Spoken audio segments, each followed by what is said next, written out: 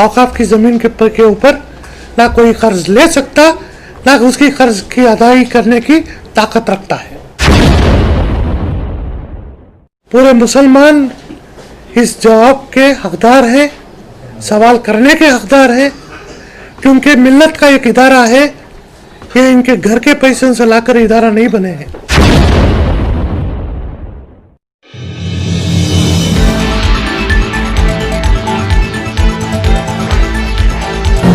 Like, share, subscribe and press the bell icon for ऊंची आवाज India. नाजरीन, ऊंची आवाज इंडिया में आपका इस्तकबाल है।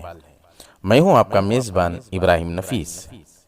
रियासत कर्नाटक के शहर मैसूर की एक मारूफ समाजी तंजीम मजलिस रिफाहुल मुस्लिमीन से मुताल्लिक साबिक रियासती वजीर और रुकन असम्बली तनवीर सेठ ने इल्ज़ाम आयद किया है कि औकाफी अराजी पर इन्होंने बैंक से कर्जा हासिल किया है, जो बिल्कुल गैर कानूनी तरीक़ा है। इस खुसूस में चलिए जानते हैं तनवीर सेठ की एक पुरहुजूम प्रेस कॉन्फ्रेंस की स्पेशल रिपोर्ट। एक छोटी सी झोपड़ी में मिल्लत के बच्चों के तालीम का आगाज शुरू किया गया। उस वक्त के मिल्लत के बुजुर्गों ने,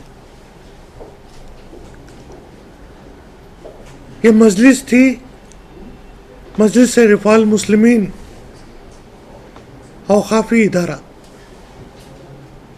यहाँ से हटकर रिफाहुल मुस्लिमीन एजुकेशनल सोसाइटी के नाम से शुरू किया गया।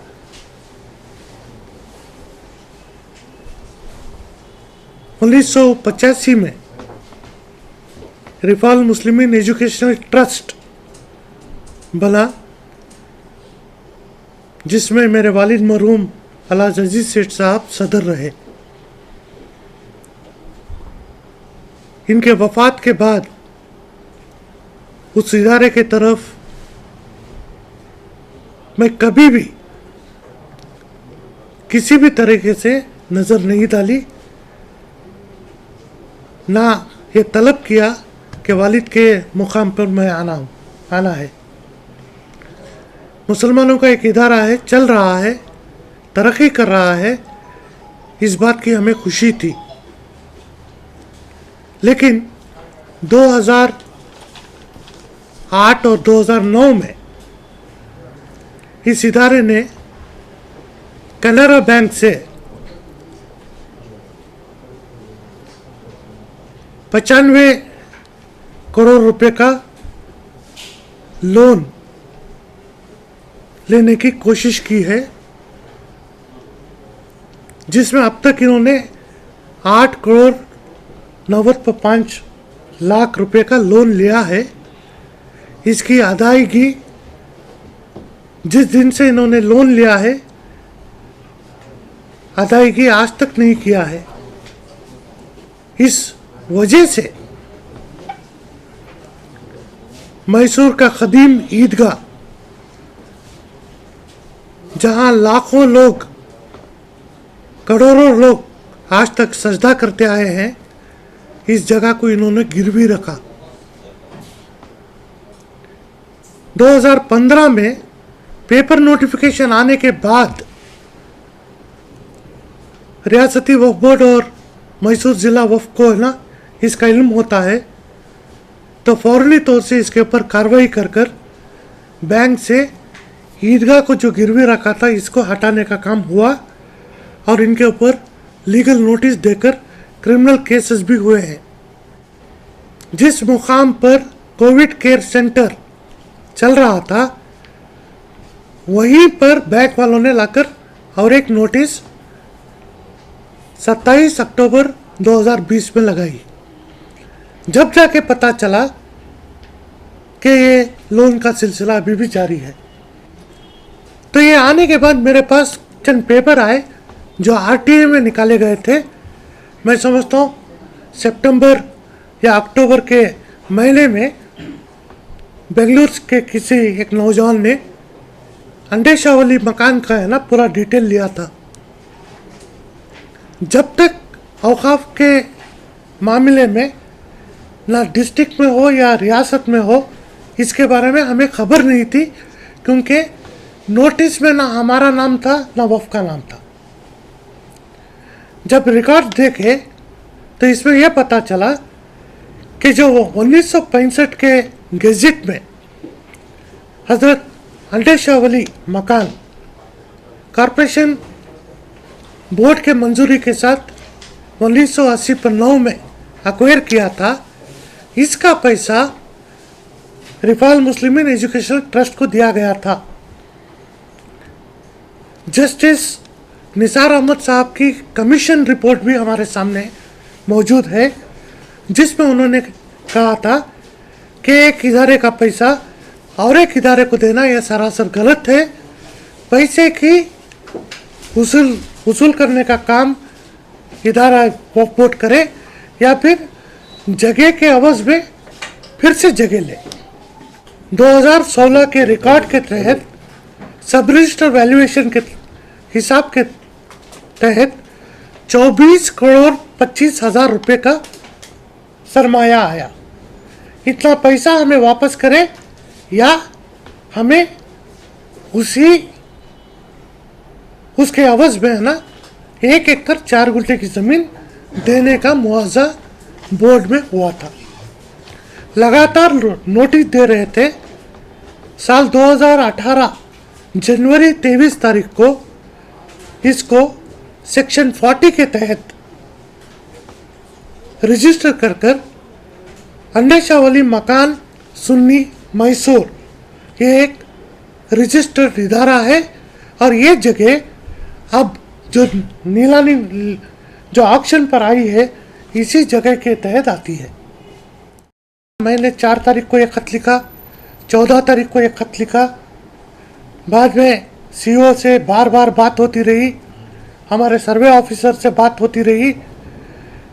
आज बैंक को भी नोटिस दी गई है और DDLR, ADLR और कॉरपोरेशन को भी है ना यहाँ से नोटिस दे चुकी है कि ये वफ़ की जगह है, ये नीलाम नहीं हो सकती।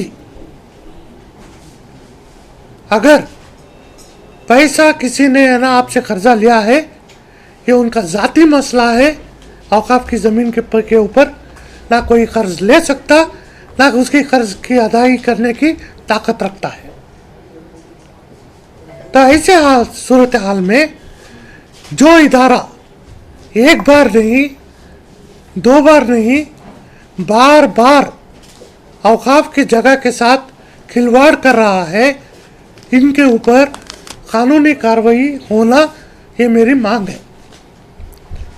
मैंने सीईओ को है ना मेरे खत के ज़रिए ये भी कहा है कि एक प्राइवेट ट्रस्ट होने के नाते उनके ट्रस्टीज़ के ऊपर है ना मुकदमा डाल के पैसा वसूल कर ले और औकाफ की जगह के साथ मुसलमानों के जज्बे के साथ जहाँ खेलने की बात आती है तो ऐसे मामले में किसी को छोड़ना नहीं है। ईदगाह के मामले में एक क्रिमिनल केस पड़ा है, अंडे शाह के मामले में भी क्रिमिनल केस होना है और उनके ऊपर सख्त से सख्त कार्रवाई होना है। मैं इस बात को मैं मैसूर में इसलिए नहीं कहा क्योंकि शहर छोटा है, बात छोटी हो जाती है। औकाफ के मामले को दुनिया में ये बात बताना चाहता हूँ कि इसके साथ खेलने वाले के साथ अंजाम क्या होगा। देखिए जनाब ताज मोहम्मद खान साहब इसके सेक्रेटरी हैं। कौन है सर? नाम? जनाब ताज मोहम्मद खान साहब इसके इदारे के सेक्रेटरी हैं। प्रोफेसर रियाज साहब इसके सदर हैं। जनाब केसी शौकत पाशा इसके जॉइंट सेक्रेटरी हैं। प्रोफेसर अकील अहमद साहब इसके नायब सदर हैं। प्रोफेसर सईद साहब हैं और डॉक्टर मुनीर साहब हैं। 6 अफराद इस इदारे में आज जिंदा हैं।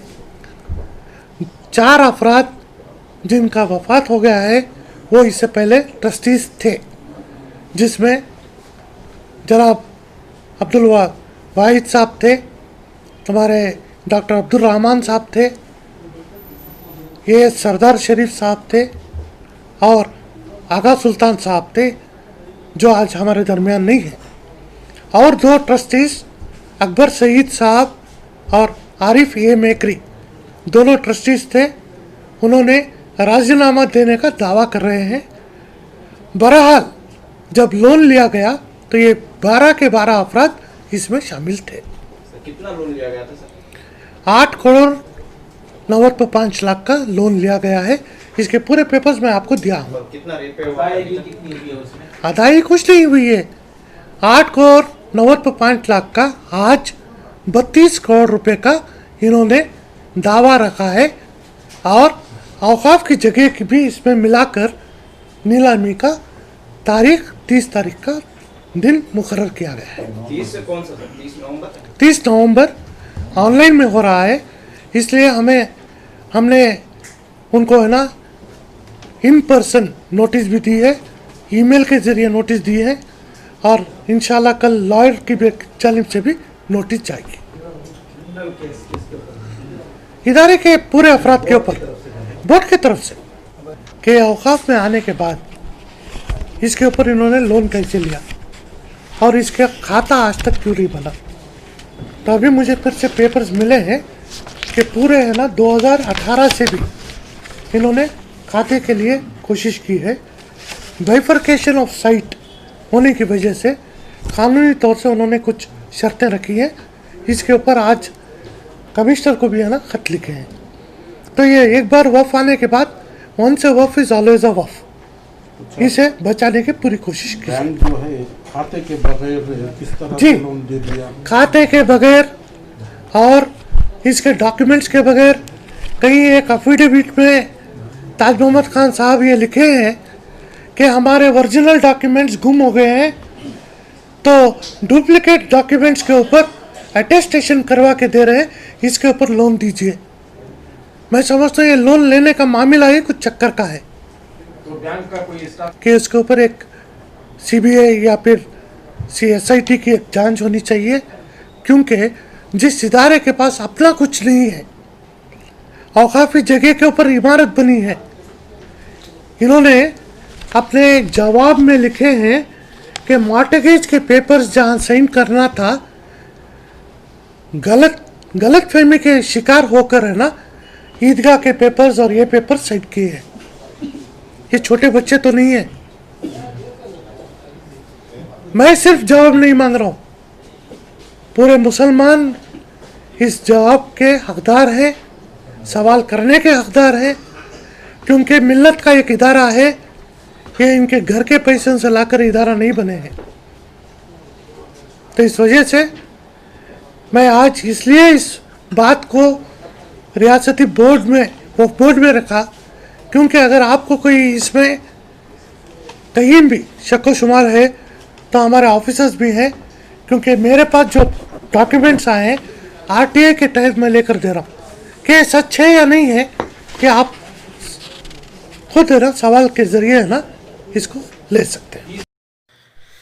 नाजरीन, हमारी ये रिपोर्ट आपको कैसी लगी हमें ज़रूर इत्तला करें, और अभी तक आपने हमारा चैनल सब्सक्राइब नहीं किया है तो सब्सक्राइब कर लें और नीचे घंटी के बटन को दबाएं ताकि हर नोटिफिकेशन आप तक बराबर पहुंचे।